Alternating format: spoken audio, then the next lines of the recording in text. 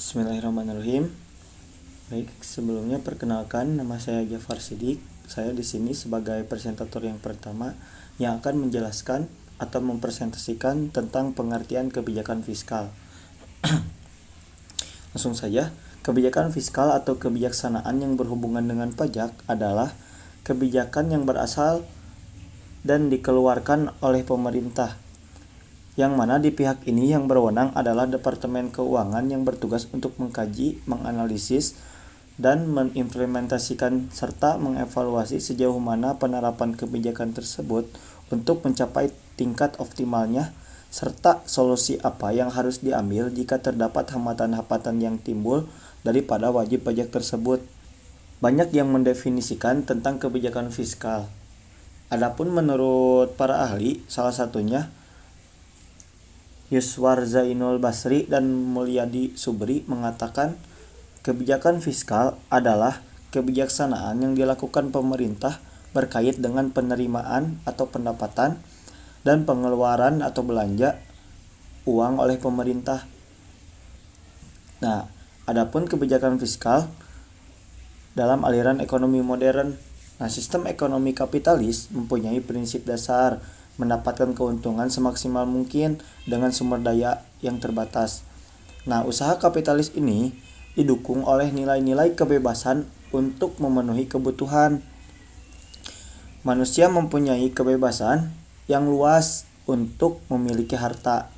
Nah, prinsip-prinsip tersebut mengakibatkan ketimpangan sosial yang secara tidak langsung telah membuat polarisasi yang cukup tajam antara yang kaya dan yang miskin. Nah, selain itu, kapitalisme juga menjerumuskan manusia kepada kehidupan yang materialistis. Nah, keadaan ini mempersempit ruang bagi manusia untuk berinteraksi dengan masyarakat sekitar. Akhirnya, hal ini mengakibatkan manusia kehilangan unsur-unsur kemanusiaannya dan terasing oleh dirinya sendiri. Nah, kemudian ada konsep dasar kebijakan fiskal Indonesia dari perspektif ekonomi Islam. Nah, kewajiban negara atas rakyatnya adalah melayani dan mengurus umat atau rakyat.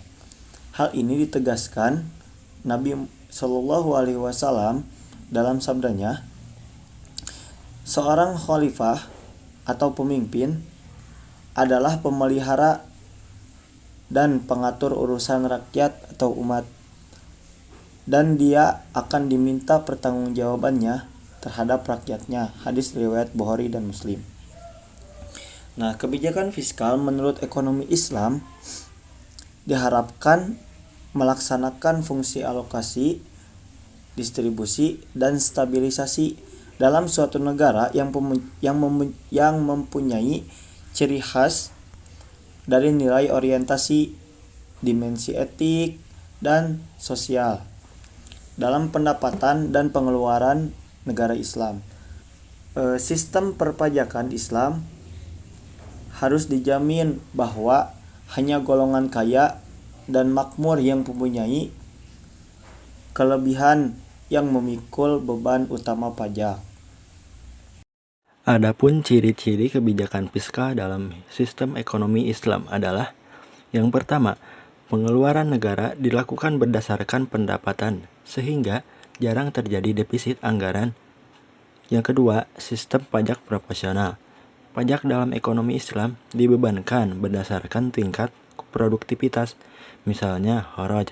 Besarnya pajak ditentukan berdasarkan tingkat kesuburan tanah, metode irigasi, maupun jenis tanaman. Yang ketiga, penghitungan zakat berdasarkan hasil keuntungan, bukan pada jumlah barang. Misalnya, zakat perdagangan yang dikeluarkan zakatnya adalah hasil keuntungan, sehingga tidak ada pembebanan terhadap biaya produksi. Instrumen kebijakan fiskal.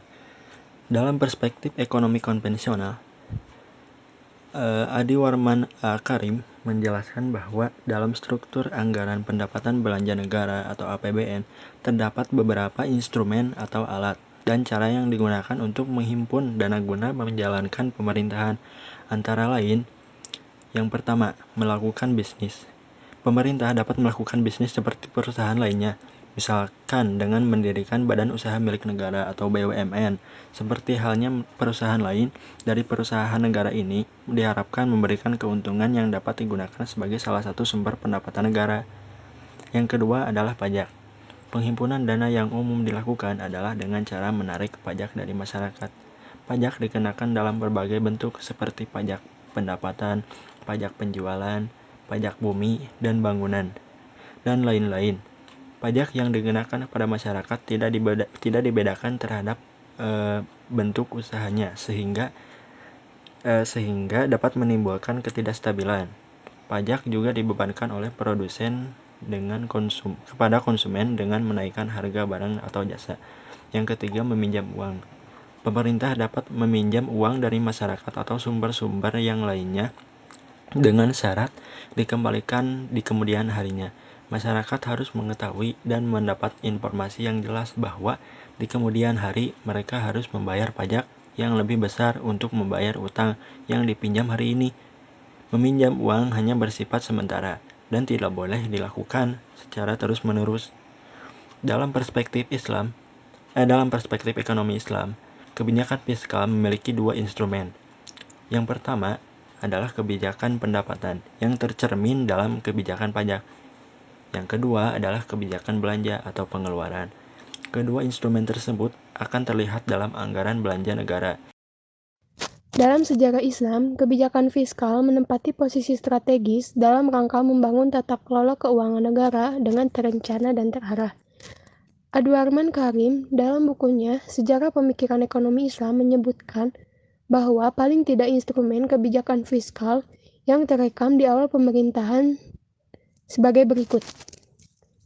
1.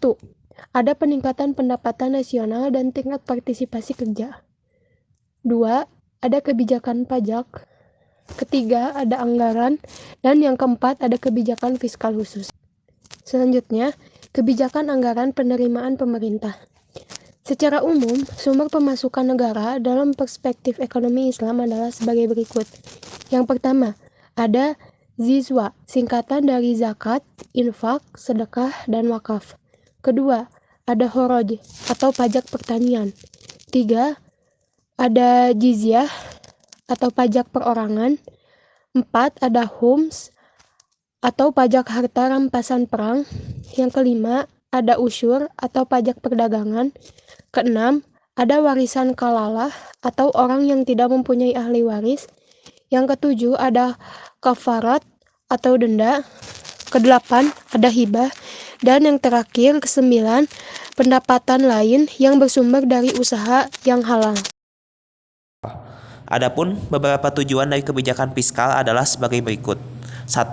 Untuk membatasi konsumsi dan demikian mentransfer sumber dari konsumsi ke investasi. 2. Untuk meningkatkan dorongan menabung dan menanam modal. 3. Untuk mentransfer sumber dari tangan masyarakat ke tangan pemerintah sehingga memungkinkan adanya investasi pemerintah. 4. Untuk memodifikasi pola investasi. 5. Untuk mengurangi ketimpangan ekonomi. Dan di atas semuanya, 6. Untuk memobilisasi surplus ekonomi.